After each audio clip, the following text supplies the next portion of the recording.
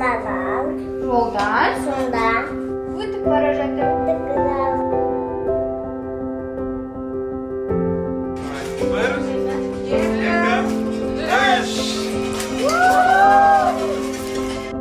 Жарқыра жобасы бойынша және де Теңізшевройл демеушілігімен біз осы орталығымызды жабдықтандырып, үлкен орталыққа көшкен болатынбыз.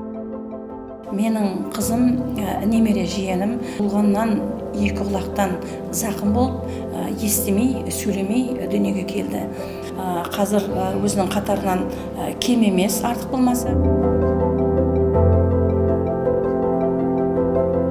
Благодаря Жаркыра я прошла стажировку и получила квалификацию арт-терапевта. Закупить оборудование для занятий и практики, швейные машины, ноутбуки, мольберты и много-многое другое. Я от всей души благодарю то, что они поверили в меня и вручили вот такую возможность приносить другим людям радость. Мечтала, что буду рисовать, но я никогда не думала, что вот это возвратит меня ко второй жизни. И поэтому здесь не имеет значения, когда ты вчера пришел в эту нейрографику или 10 лет тому назад.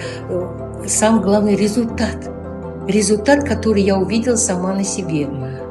Мне захотелось жить.